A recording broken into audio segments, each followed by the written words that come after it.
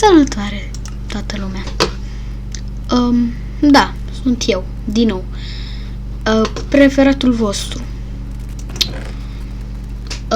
Deci, mă gândeam să mai postez un videoclip, doar că al meu microfon nu mai mergea.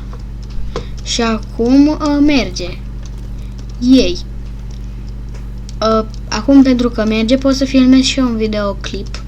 Și, oh my god, nu mai am lemn deloc. Trebuie să merg să tai un lemn. Un copac. Cum să tai un lemn? Să tai copaci. Ok, acum am și eu aici, mi-am făcut un hou. Și să facem o mică fermă. Oh nu, am uitat că trebuie apă. Îmi pare rău pentru acele lucruri.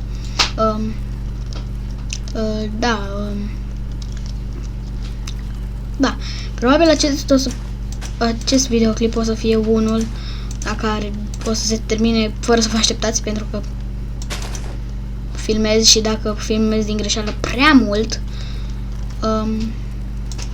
mi se termină filmarea. Așa. Nu știu, dacă vă place mai mult să vorbesc mai tare, așa, să mai încet cum vorbesc așa. Să scrieți în comentarii. Ia să vorbesc încet, ca să...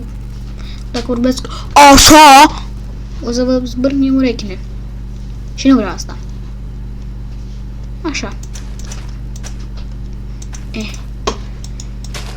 Nu. Când fac un stack, mă întorc. Bine? Și... Bine? Ok. Și vă place... Dacă vă place skin-ul, scrieți în comentarii. Asta e butonul de subscribe.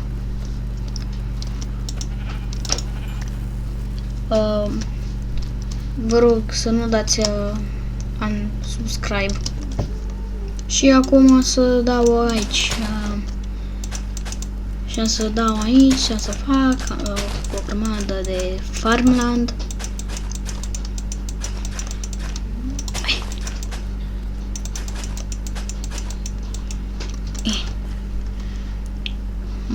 Scutul acesta mă enervează.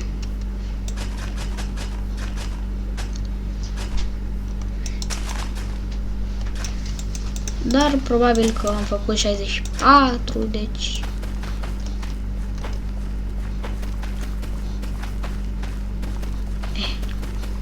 Probabil am să fac și un videoclip pe tabletă în care o să jucăm aplicația Senzație în România. My Talking Ben, pentru că am aplicația aceea și mă joc când nu am ce mă juca. Și da. Dar e foarte amuzant când tu îi spun lui Ben să-i răspundă cu da și nu, și tu îi spui și el spune el scoate limba. Gen, e foarte amuzant și enervant în același timp.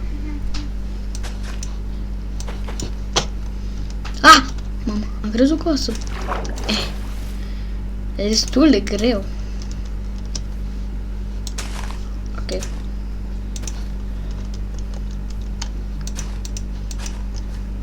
Și le mulțumesc celor 36 de hamsteri care s-au abonat. Așa. Le mulțumesc extrem de mult. Dacă o să... La 40 fac videoclip cu Talking Ben. Vă spun. Fiți pe fază. O să fac videoclip cu Talking Ben. La 40 de abonați. Și știu că videoclipul acesta este un pic cam foarte scurt. N-am ce să fac. Îl fac scurt, că altfel îmi pierd și eu filmarea mea. Ok, deci ăsta a fost videoclipul. Sper că v-a plăcut. Nu uitați să apăsați pe butonul de like și de subscribe. Noi ne vedem data viitoare.